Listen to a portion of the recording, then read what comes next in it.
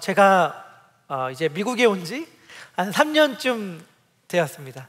네, 아직도 얼마 되지 않았는데 미국에 와서 지내보니까 참 좋은 게 많이 있잖아요. 그런데 미국에 와서 참 좋은 것 중에 하나가 뭘까라고 하다가 저는 이름을 생각했어요. 저는 이름을 참 중요시 여기거든요. 그래서 성도님들 만날 때 간혹 이름의 뜻과 의미, 특별히 영어 이름이 뭔지 물어보곤 해요.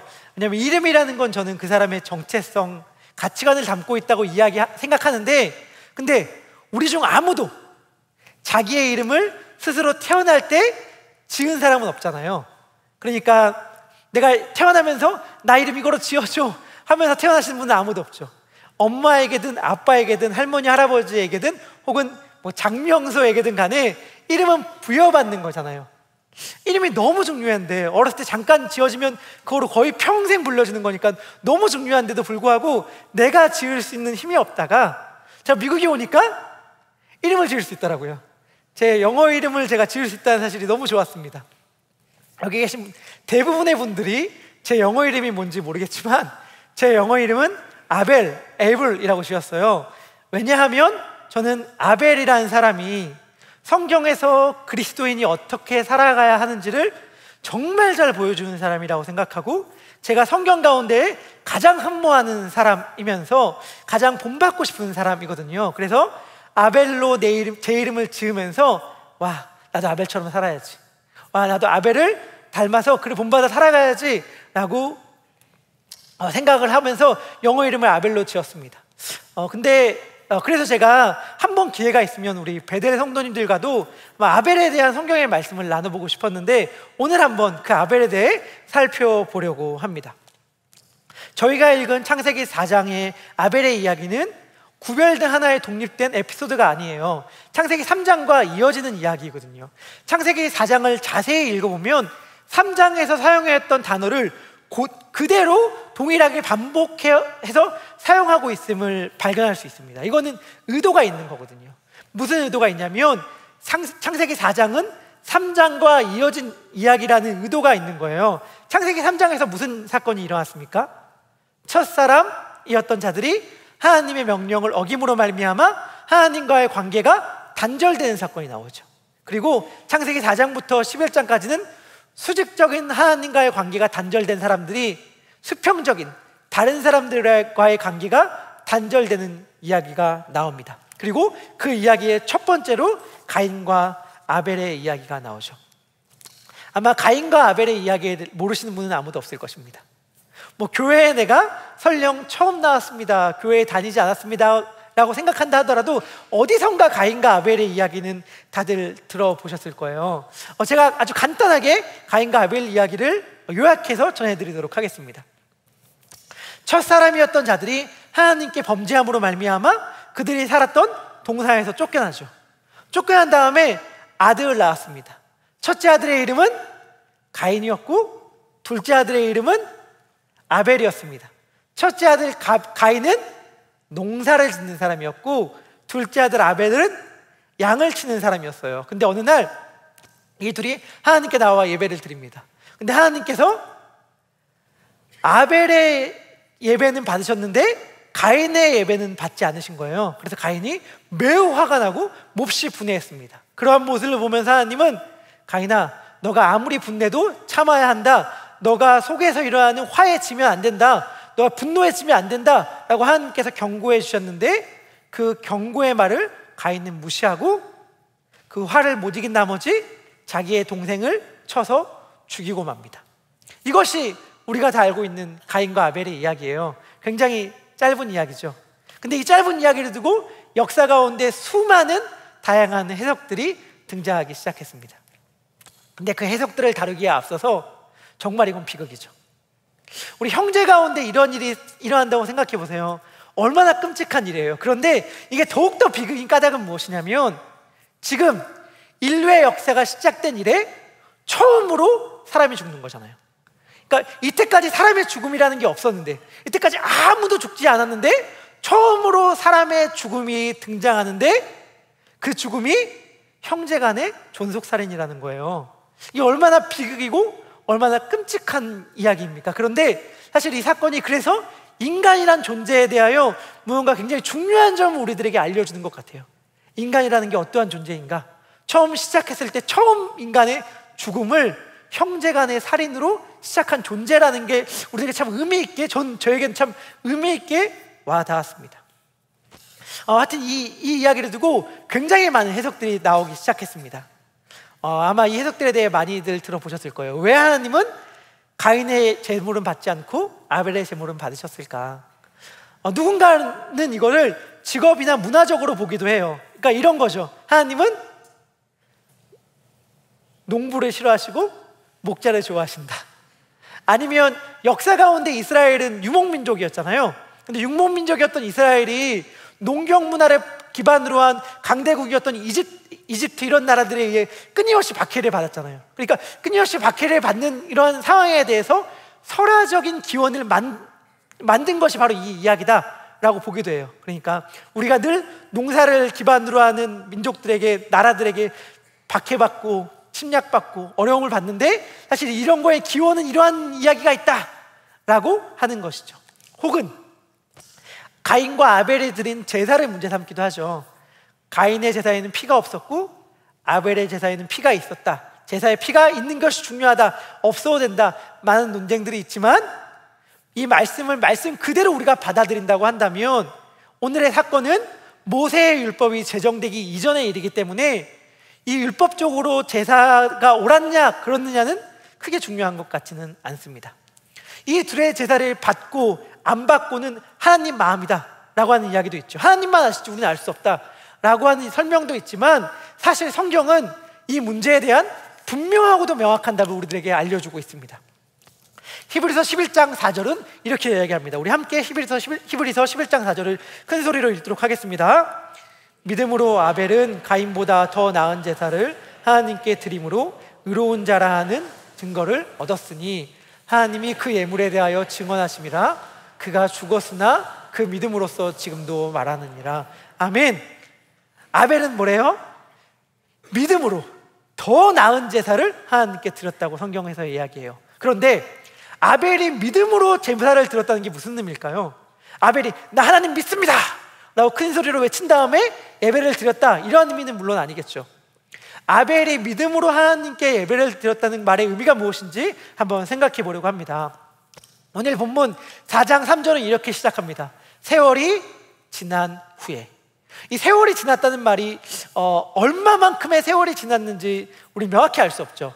문자 그대로 해석을 한다면 1년이 지난 후에 라고도 해석할 수 있고 일정한 시기가 지난 후에라고도 해석할 수 있어요. 근데 중요한 건 뭐냐면 이 말이 담고 있는 뜻은 이제 판단할 때가, 평가할 때가 되었다는 뜻입니다.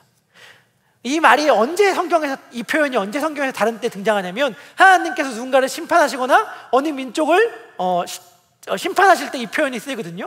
그러니까 무슨 말이냐면 하나님께서 이제 가인과 아벨을 평가할 때가 되었다라는 말이 이 구절에 담고 있는 거예요. 우리는 가인과 아벨이 제물을 드릴 때에 그들이 무슨 제물을 드렸을까에 초점을 맞추지만 성경은 그 제물에 포커스를 맞추고 있지 않습니다. 성경은 어디에 초점을 맞추냐면 가인과 아벨에 초점을 맞춰요. 그래서 뭐라고 성경에서 기록을 하고 있냐면 아벨과 그 제물은 받으셨으나 가인과 그 제물은 받지 않았다고 이야기함으로써 하나님께서 실상은 가인을 받지 않으시고 아벨을 받으셨다, 하나님은 그 둘의 존재를 보였다는 것을 우리들에게 이야기해주고 있습니다. 우리가 이 시간에 나와서 하나님 앞에 예배드리잖아요. 하나님께서 지금 우리들의 예배를 바라보실 때에 하나님은 단순히 지금 우리가 어떠한 태도로 예배를 드리고 있는가, 어떠한 집중력을 가지고 이 예배를 드리고 있는가 하는 이 순간의 집중도 예배의 태도로 우리를 평가하지 않으시죠. 하나님은 우리가 어떠한 삶을 살아왔는가를 바라보시면서 우리들의 예배를 받으시죠. 사실은 우리가 지금 딱 이 시간에 나와서 예배당에 앉아서 예배 드리는 것만 우리가 예배가 아니잖아요. 우리의 일상의 매일의 삶들이 예배잖아요.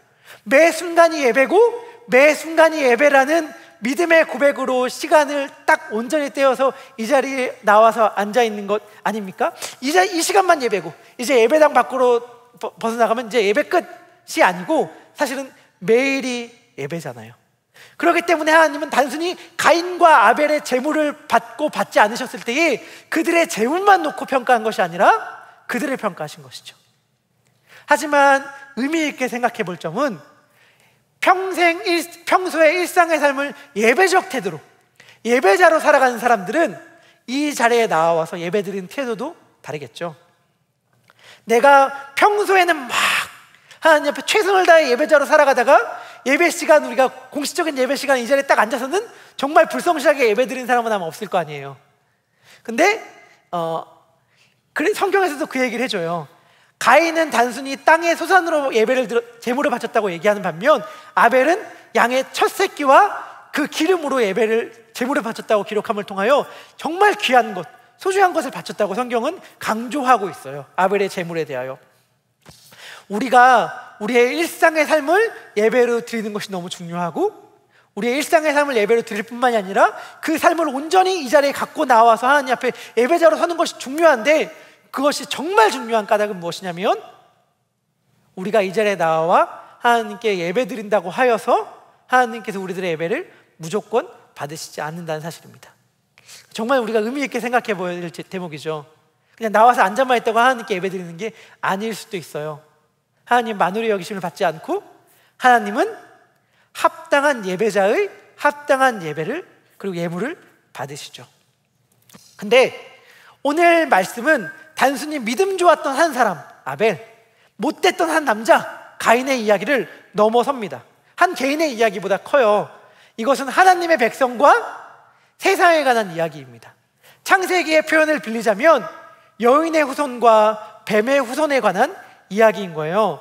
하나님께서는 범죄한 인간에게 구원자를 약속하십니다. 우리가 너무 잘 아는 창세기 3장 15절의 말씀인데 우리 한번 같이 이것도 읽도록 하겠습니다. 내가 너로 여자와 원수가 되게 하고 내 후손도 여자의 후손과 원수가 되게 하리니 여자의 후손은 내 머리를 상하게 할 것이요 너는 그의 발꿈치를 상하게 할 것이니라. 아멘. 하나님께서 뭐라고 말씀하셨냐면 내 후손, 여기서 누구한테 말하고 있는 거냐면 뱀한테 이야기하고 있는 거거든요. 뱀의 후손이 여자의 후손과 원수가 되어서 여자의 후손은 내 머리를 상하게 할 것이고 박살낼 것이고, 뱀의 머리죠. 뱀은 여자의 후손의 발꿈치를 상하게 할 것이니라, 이렇게 말을 해줘요. 그런데 여자의 후손이 뱀의 머리를 박살내는 사건과 뱀이 여자의 후손의 발꿈치를 상하게 하는 사건은 별개의 구분된 두 개의 사건이 아닙니다. 이건 하나의 사건이거든요. 그러니까 여자의 후손이 뱀의 머리를 짓밟을 때에 뱀을 밟음으로 말미암아 발 뒤꿈치가 좀 상할지 모르겠지만 뱀의 머리는 박살날 것이다 하는 예언인데, 이 예언은 이루어졌죠. 언제 이루어졌냐면 십자가상에서 하나님께서 마귀의 권세, 사탄의 권세를 완전히 박살냄으로 말미암아 이루어졌죠. 이렇게 역사의 끝이 정해진 채로, 앞으로 어떻게 될지가, 미래가 어떻게 될지가 정해진 채로 하나님의 역사가 흘러가고, 그 흘러가는 역사의 한복판에서 오늘 창세기 4장의 이야기가 있는 것입니다. 창세기 4장에서 하와가 임신하고 가인을 낳습니다. 가인을 낳고 이렇게 외쳐요. 내가 여호와로 말미암아 득남하였다, 이렇게 외치거든요. 가인은 획득하다, 소유하다, 가지다, 이러한 의미를 담고 있어요. 그런데 이때 하와가 외쳤던 말, 내가 여호와로 말미암아 득남하였단 말이 사실 이 외침이 되게 해석이 모호하게 되어 있어요. 히브리 원문에는 해석이 되게 모호해서 이걸 어떻게 해석해야 되는가 막 학자들끼리 이야기하기도 해요. 그렇지만 확실한 건 있어요. 어떻게 해석되든지 간에 모든 해석 가운데에 하와가 이 고백으로 담고 있는 마음만은 확실히 알 수 있습니다. 하와가 내가 여호와로 말미암아 득남하였다고 외칠 때에 어떠한 마음과 어떠한 기대로 이 외침을 했는지는 알 수 있는데, 어떠한 마음이었냐면 이런 거예요. 하나님께서 하와에게 말씀하셨잖아요. 여자의 후손을 약속해 주셨잖아요. 그러면 이제 하와는 소망하는 거예요. 우리를 위해 하나님께서 여자의 후손 메시아를 보내준다고 했으니까 그 메시아를 기다리고 있는 거죠. 기다리고 있는데 이제 임신해서 아들을 낳게 된 거예요. 그러니까 어떠한 마음을 갖고 있는 거냐면, 혹시 이 아이가 하나님이 약속한 여자의 후손이 아닐까? 혹시 이 아이가 하나님이 약속한 구원자 메시아가 아닐까 하는 기대와 소망을 담고 있는 겁니다. 이 가인은 과연 여자의 후손일까요? 아니면 뱀의 후손일까요? 근데 우리는 다 답을 알고 있죠. 가인은 단순히 동생을 죽인 폐륜적인 형이 아니죠. 한 개인이 아니에요. 성경은 가인을 대표성을 띤 인물로 계속해서 설명하는데 뱀의 후손으로 가인을 설명하고 있습니다. 예수님께서 요한복음 8장 44절에서 이런 말씀을 하셨어요. 너희는 너희 아비 마귀에게서 났으니 너희 아비의 욕심대로 너희도 행하고자 하느니라. 그는 처음부터 살인한 자요 진리가 그 속에 없으므로 진리에 서지 못하고 거짓을 말할 때마다 제 것으로 말하나니 이는 그가 거짓말쟁이요 거짓의 아비가 되었습니다. 예수님께서 이 말씀을 하실 때 이건 가인을 염두에 두고 한 말이거든요. 처음부터 살인한 자, 거짓말쟁이. 내 아우가 어디 있느냐? 모릅니다. 내가 아우를 지키는 자입니까? 거짓말쟁이. 이러한 전형으로 지금 가인이 등장하고 있는 거예요. 요한일서 3장 12절도 이렇게 얘기합니다. 가인같이 하지 말라. 그는 악한 자에 속하여 그 아우를 죽였으니 어떤 이유로 죽였느냐? 자기의 행위는 악하고 그 아우의 행위는 의로움이니라. 유다서 1장 11절은 또 이렇게 얘기해요. 화 있을진저 이 사람이요 가인의 길에 행하였으며 삭슬이 위하여 발람의 어그러진 길로 몰려갔으며 고라의 폐역을 따라 멸망받았도다. 무슨 말씀을 제가 드리고 싶은 거냐면 성경에서 가인을 이야기할 때 가인 한 개인을 얘기하는 것이 아니라 하나님을 대적한 자 뱀의 후손의 대표로 가인을 이야기하고 있는 겁니다. 누구든지 자신의 마음속에 있는 하나님을 먼저 죽이지 않고는 자기의 형제를 죽일 수 없습니다. 가인의 범죄는 자기의 동생을 죽인 것보다 훨씬 더 큰 범죄인데 그것은 자기가 갖고 있는 모든 것을 동원한 하나님을 향한 반란이었습니다. 지금 가인은 하나님을 향한 반란군으로 하나님의 자녀를 죽이는 자로 등장하고 있는 거예요. 뱀의 후손이 궁극적으로는 사탄을 가리키지만 자기의 욕망을 따라 살아가며 하나님을 거역하는 이 세상의 모든 사람들을 상징하고 있습니다. 반대로 여자의 후손 역시 궁극적으로는 예수님을 가리키지만 하나님의 백성, 그리스도 예수 안에 있는 하나님의 성도 우리 모두를 가리키기도 하죠. 그래서 바울은 로마서 16장 20절에서 이렇게 얘기하는 거예요. 평강의 하나님이 속히 사탄을 너희 발 아래에 상하게 하시리라 라고 말씀함으로써 예수님께 속하였던 창세기 3장 15절의 약속의 말씀을 우리 성도들에게 연관시킵니다. 그러니까 즉 가인과 아벨은 개인인 동시에 지금 어떠한 대표자로 서 있는 것이죠. 두 명의 사람이 있습니다. 한 명은 획득하다, 소유하다, 가지다, 누리다 라는 이름을 가진 가인입니다. 또 한 명은 우리 아벨인데 아벨의 이름 뜻 다들 알고 계신가요? 아벨의 이름 뜻이 뭐죠? 허무, 헛됨, 무가치함, 연기, 안개, nothing. 이게 아벨의 이름의 뜻이거든요. 우리 다들 알잖아요. 전도서 처음에 시작할 때 전도자가 헛되고 헛되니 모든 것이 헛되다 라고 하는 단어가 이 단어랑 같거든요. 그러니까 아벨의 이름의 뜻은 헛됨, 무가치함이죠. 그러니까 뭔가 있는 것처럼 보이고 가진 것처럼 보이지만 세상에 속한 자가 있고 허무한 것처럼 보이고 헛된 것처럼 보이는 존재인데 하나님의 자녀가 있습니다. 성경은 이 두 인물을 우리 앞에 딱 펼쳐서 놓고선 지금 무언가를 이야기하고 있는 것입니다. 제가 가인에 대해서는 이야기했는데 자기의 욕망을 따라 세상에 속한 자라고 얘기했는데 성경은 아벨은 뭐라고 얘기할까요? 우리가 아벨을 떠올릴 때 우리는 창세기를 생각하면서 아벨에 드린 제사, 아벨에 드린 제물에 대한 관심을 많이 가집니다. 그래서 이렇게 생각하죠. 아벨은 어떤 제물을 하나님께 드렸길래 하나님이 그렇게 기뻐하셨을까? 아벨은 어떻게 제사를 드렸길래 하나님이 그렇게 기뻐하셨을까? 나도 아벨처럼 하나님이 기뻐하시는 예배 드리고 싶다. 나도 아벨처럼 하나님이 기뻐하시는 예물을 드리고 싶다라는 생각을 하곤 하죠. 그런데 성경은 아벨에 대해 얘기할 때 그것과는 좀 다른 이야기를 우리들에게 들려줍니다.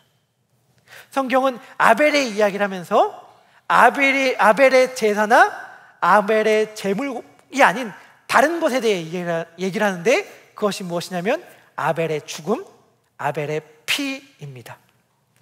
예수님께서 바리새인들과 서기관들을 꾸짖으시면서 이렇게 말씀하여 주셨습니다. 마태복음 23장 35절의 말씀인데 이렇게 얘기하세요. 그러므로 의인 아벨의 피로부터 성전과 제단 사이에서 너희가 죽인 바가라의 아들 사가라의 피까지 땅 위에서 흘린 의로운 피가 다 너희에게로 돌아가리라.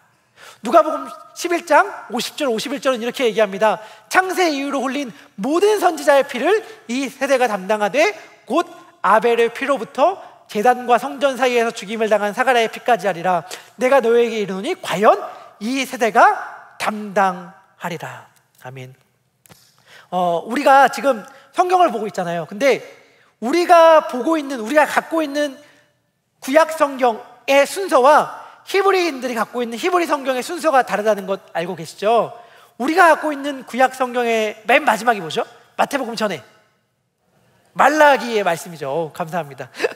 근데 그러면 히브리인들이 보는 성경 가운데 구약의 맨 마지막, 물론 그들은 구약이 아니라 성경이라고 얘기하지만 맨 마지막이 뭔지 알고 계세요? 그 사람들이 보던 성경의 맨 마지막은 뭐냐면 역대기예요. 역대상하가 합쳐져 있는 역대기가 그들이 갖고 있는 성경의 맨 마지막 권이거든요. 그런데 역대하 24장에 누가 등장하냐면 저기에 등장하는 사가랴, 바가랴의 아들 사가랴가 등장해요. 순교자로서. 그러니까 예수님께서 지금 어떤 식으로 말씀을 하고 있는 거냐면 구약 성경의 제일 최초의 순교자인 아벨, 그리고 맨 마지막 순교자인 사가랴를 언급하면서 창세 이때까지 역사 가운데 있던 모든 선지자의 피를 이 세대가 담당할 거라고 예수님은 말씀해주고 있는 거예요. 이때도 사실 아벨의 제사보다 아벨의 피가 강조되고 있죠. 그런데 제가 말씀을 읽으면서 저에게 참 의미 있게 온 것이 있었어요. 그것은 무엇이냐면 예수님께서 아벨을 선지자다라고 하는 것이었습니다. 여기서 보면 이렇게 얘기하죠. 창세 이후로 흘린 모든 선지자의 피를 이 세대가 담당하되 곧 아벨의 피로부터 라고 예수님께서 말씀하시는데 이 말의 의미는 무엇입니까? 그럼 아벨은 선지자라는 것이죠. 그런데 생각해 보세요. 선지자가 누구죠? 선지자는 하나님의 말씀을 전하는 자가 선지자죠. 그러니까 단순히 미래의 이야기를 하는 게 선지자가 아니에요. 미래의 이야기를 전해주는 게 선지자가 아니라 하나님의 말씀을 전해주는 게 선지자죠. 그가 아무리 탁월하고 똑똑하고 많이 공부했다 하더라도 하나님의 말씀이 없으면 그는 선지자가 아니죠. 대신에 그가 아무리 부족해 보인다 하더라도 하나님의 말씀을 갖고 있으면 그가 선지자잖아요. 그런데 선지자는 누굽니까? 하나님의 말씀을 전하는 자가 선지자인데, 쉽게 말하면 말하는 자가 선지자인데 성경에 아벨이 말이 나옵니까? 아벨이 했던 말이 나오나요, 성경에? 성경에서 과연 아벨이 무슨 말 했다고 나올까? 네, 근데 성경에서 아벨이 한 말이 나오더라고요. 그냥 말한 게 아니라 외치는 게 나오더라고요. 아벨의 외침이. 어디에 나올까? 우리 창세기 4장 10절에서 이렇게 이야기를 합니다. 우리 함께 읽어보겠습니다. 이르시되 내가 무엇을 하였느냐? 내 아우의 피스토리가 땅에서부터 내게 호소하느니라. 아멘. 아벨이 뭐라고 얘기해요? 피스토리로 호소한다는 걸 외친다는 것인데 피로, 죽음으로 지금 외치고 있다고 이야기를 합니다. 우리가 아까 읽은 히브리서 11장 4절은 이렇게 얘기하죠. 믿음으로 아벨은 가인보다 더 나은 제사를 하나님께 드림으로 의로운 자라는 증거를 얻었으니 하나님이 그 예물에 대하여 증언하심이라. 그가 죽었으나 그 믿음으로써 지금도 말하느니라. 아벨은 지금도 말하고 있습니다. 아벨은 죽었지만 그 믿음으로 지금도 말하고 있을 뿐만이 아니라 성경의 흐름대로 말한다면 아벨은 죽음으로써 말하고 있습니다. 예수님께서 돌아가실 때에 예수님을 십자가에 못 박으라고 성난 군중들이 외치기 시작했습니다. 빌라도가 아무리 살펴봐도 예수님을 죽일 죄를 못 찾았는데 막 군중들이 예수님을 십자가에 못 박으라고 막 외치니까 빌라도가 어떻게 하냐면 자기의 손을 씻죠. 씻으면서 뭐라고 얘기하냐면 나는 이 피에 대하여 무죄하니 너희가 담당하라, 이렇게 얘기해요. 너희가 당하라. 그러니까 백성들이 이야기합니다. 그 피를 우리와 우리 자손에게 돌릴지어다. 예수님의 피를 누가 담당하겠다는 거예요? 우리와 우리 자손들에게 돌리겠다고 이야기함으로써 창세 이후에 모든 선지자들이 흘린 피를 담당하라고 한 예수님의 말씀과 이어지게 되죠. 그러니까 사실 모든 선지자들의 피는 예수님이 흘린 피의 예표였죠. 가인이 아벨을 죽였을 때 뭘로 죽였을까요? 뭘로 죽였는지 성경에 사실 명확하게 나와 있지는 않아요. 저는 당연히 돌로 죽었겠지라고 생각했는데 성경에 나와 있지는 않죠. 그런데 가인이란 이름의 의미가 사실 구리, 쇠 이런 거랑 연관되어지기도 하거든요. 그래서 가인의 후손 가운데 누가 있냐면 두발가인이라는 존재가 있는데, 이 두발가인은 구리와 쇠로 다양한 도구들을 만드는 자였죠.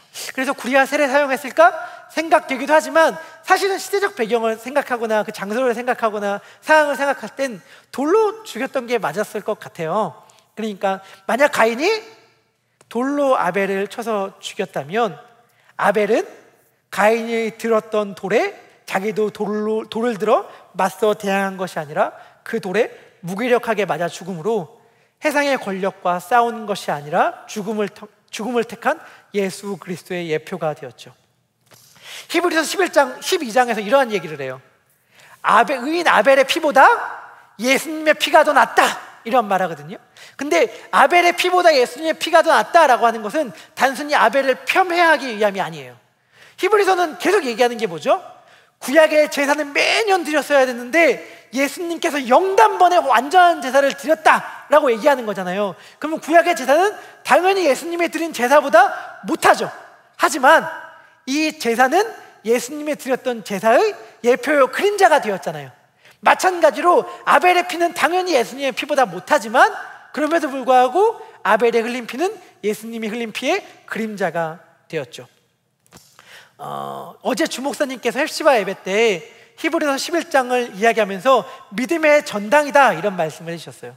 믿음의 전당에 올린 수많은 사람들의 이름이 쭉 나옵니다. 그러면서 히브리서 12장에 뭐라고 딱 이야기하냐면, 그 믿음의 사람들의 믿음의 주인, 그 믿음의 사람들의 믿음을 온전케 하시는 분, 그 믿음의 사람들의 믿음을 시작하신 믿음의 창시자, 믿음의 완성자이신 분이 계신데, 그분이 누구냐면 예수님이라는 거예요. 그리고 그 예수님을 이제 바라보자라고 이야기합니다. 그리고 예수님은 어떠한 분이세요? 그 앞에 있는 기쁨을 위하여 십자가를 참으신 분이며 부끄러움을 개의치 아니하신 분이며 하나님의 보좌 우편에 앉으신 분이고, 이러한 예수님을 생각하면서 죄와 싸우라, 너희가 아직 죄와 싸우되 피 흘리기까지는 대항하지 아니하였다고 얘기하는데, 예수님은 어떠한 분이시냐면 고난을 참으시며 피 흘리기까지 죄와 싸우신 분이셨죠.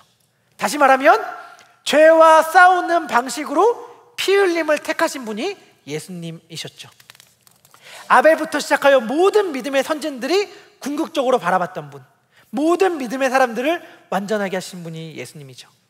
그리고 믿음의 사람들이 받았던 고난들, 조롱, 채찍, 결박, 옥에갇힘, 돌로 맞음, 토부로킴, 궁핍, 환난, 적신, 배고픔, 그리고 토백혐, 양과 염소의 가죽을 입고 유리하며 방황한 이 모든 고난들을 받았는데, 믿음의 선진들이, 이 고난들은 예수 그리스도께서 받으실 고난과 그분이 어떻게 진정한 승리를 얻었는지를 먼저 그림자로 남아 보여주었던 것들이죠.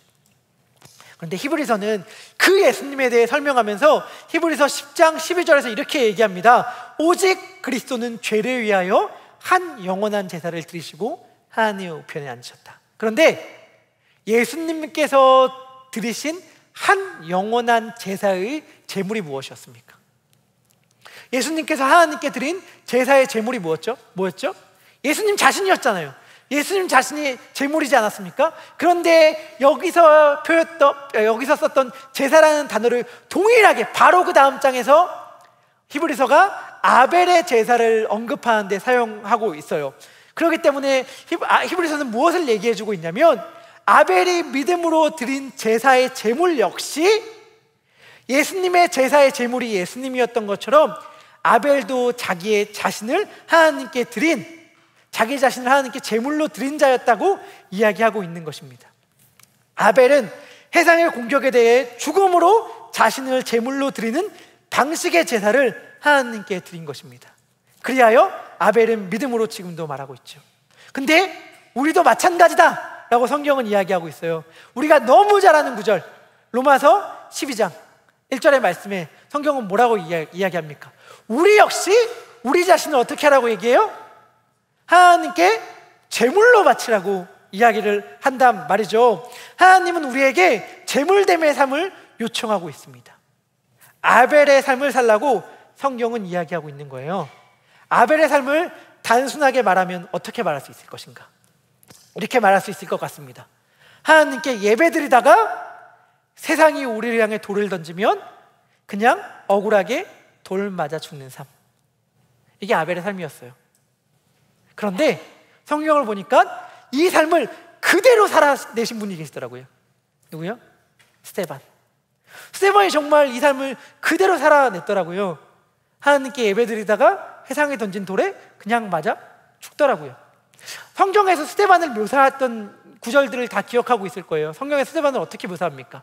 성령과 지혜가 충만한 사람, 모든 사람들, 많은 사람들에게 칭찬을 받는 사람. 또 뭐가 있어요? 큰 기적과 이사를 행했던 사람.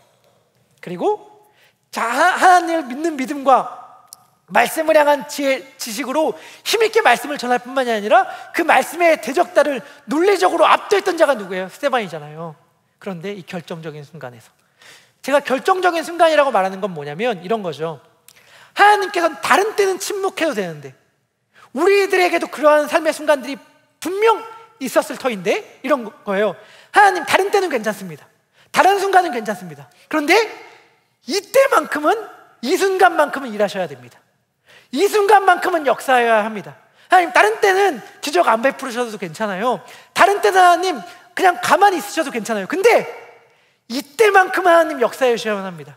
이때만큼은 일하여 주셔야만 합니다 하는 가장 결정적인 순간, 가장 그 하나님의 일하심이 필요한 그 순간 하나님은 침묵하시더라고요.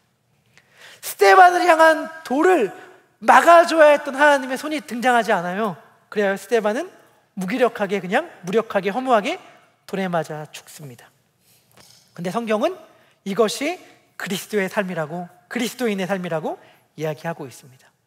우리는 그런 삶이 싫죠. 누가 이런 삶을 살고 싶어 하겠습니까? 우린 약한 것을 싫어합니다. 무시받는 것을 못 견뎌하죠. 손해보면은 밤에 잠이 안 옵니다. 내가 호락호락한 사람으로, 나를 호락호락한 사람으로 봤나? 나 호락호락한 사람 아니야? 왜 그렇게 그때 그런 말 했지? 날 너무 얕잡아본 건가? 너무 속상해서 밤에 잠을 못 이루는 것이 바로 우리들 아닙니까? 누군가가 우리를 무시하는 것 같으면 견디기 힘들고, 우리가 잘못한 것도 없는 것 같은데 손해보는 것 같으면 잠을 이루지 못하죠. 무능하고 무기력한 삶보다는 능력 있고 강한 삶을 원합니다. 허무, 안개, 헛됨, 나띵의 삶보다는 획득하고 소유하고 가진 삶을 우리는 원하죠. 그런데 예수님은 아니었어요. 칼과 몽둥이를 손에 들고 예수님을 잡으러 왔던 장면을 우리 다 떠올릴 수 있을 것입니다.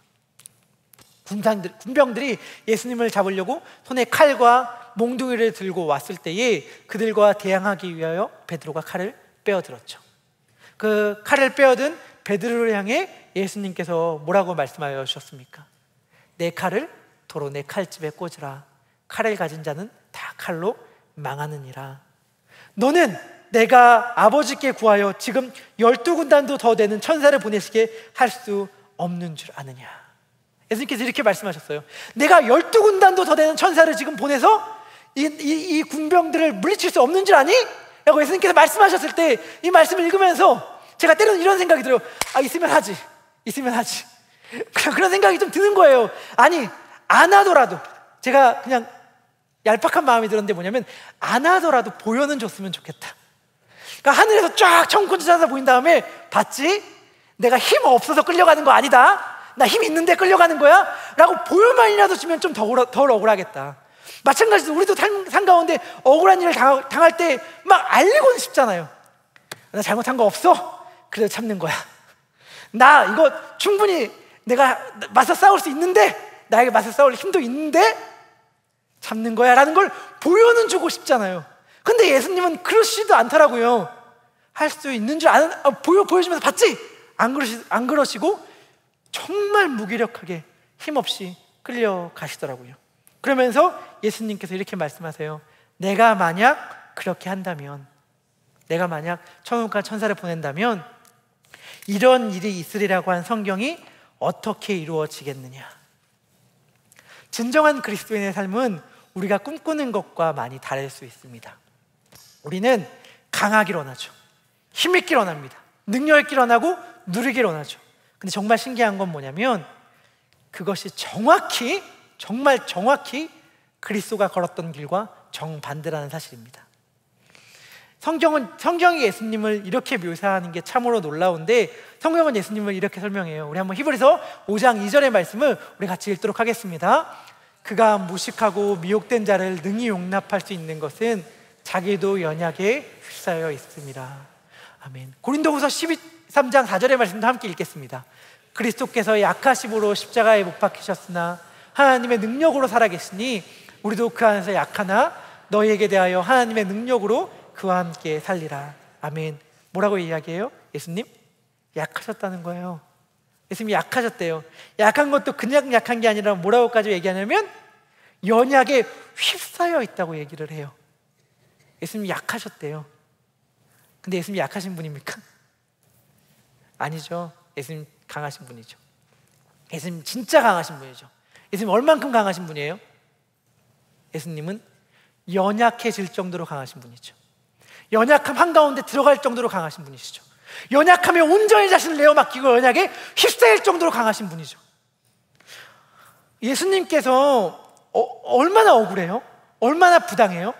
그러니까 죄가 없었는데 재판에 넘겨주시고 거짓 증인들의 위증으로 가득 찬 부당한 법정 가운데에서 예수님은 하지도 않는 말들과 행하지도 않는 행동으로 말미암아 사형 판결을 받고 죽음에 넘겨졌단 말이에요. 그런데 예수님은 이러한 상황 가운데에서 억울하다, 분하다라고 말하지 않을 정도로 강하시죠. 아니, 오히려 그 길을 영광이다 라고 말할 정도로 능력 있으신 분입니다. 이것이 예수님의 능력이에요. 여러분, 예수님이 누구십니까? 이 세상을 창조하시고 다스리시는 분 아니에요? 가장 지혜 있고 가장 능력 있으신 분이 예수님 아닙니까? 그 예수님이 이 길이야, 이 길이라고 하시면서 자기도 걸어가시고 너희도 따라와 라고 말한 길이라면 그 길이 가장 능력 있는 길 아니겠어요? 우리가 볼 때는 정말 무능해 보여요. 정말 힘없어 보여요. 무가치해 보여요. 그런데 가장 지혜로우신 그분께서 이 길이야, 이 길이라고 말씀하시면서 본인도 걷고 우리도 초대하는 길이라면 그 길이 아무리 우리의 눈으로 볼 때는 헛되어 보이고 능력 없는 길로 보인다 하더라도 그 길이 가장 지혜로운 길 아니겠습니까? 정말 이 길이 능력의 길이요 지혜의 길이라고 말씀하면서 예수님은 그 길로 우리를 부르십니다. 물론 이 삶은 쉽지 않죠. 손해보는 삶이라는 것은 정말 어렵습니다. 그래서 우리들로 하여금 늘 주저하게 만들고 따라가지 못하게 만들죠. 근데 그게 히브리서 11장에서 믿음의 선조들이 걸어갔던 길이고 아벨이 살았던 삶이고 예수 그리스도께서 사신 삶입니다. 예수님은 이 삶을 살라고 우리들에게 말씀하십니다. 알죠? 이 길이 얼마나 힘든 길입니까? 다들 이 길 걸어오셨고 걷고 계시잖아요. 얼마나 속이 상해요. 얼마나 가슴이 아파요. 얼마나 속상하고 분통해요. 그런데 우리가 이렇게 속상하고 분통해야 나중에 예수님 만났을 때 무언가라도 보여줄 게 있지 않겠습니까? 주님 만나느라, 주님께서 말씀하신 길 따라가느라, 주님께서 말씀하시는 삶 사느라 제 속이 다 이렇게 얼었습니다 라고 말씀하시면서 주님 앞에 이러한 속이라도 좀 보여줘야 주님 앞에 보여줄 게 있지. 주님, 제가 눈곱만큼도 손해 안 보고 살았습니다. 주님, 제가 따박따박 다 갖고 살았습니다 라고 말했다면 라멕이죠. 라멕. 누가 나에게 스크래치 하나 줬어? 배로 갚는다.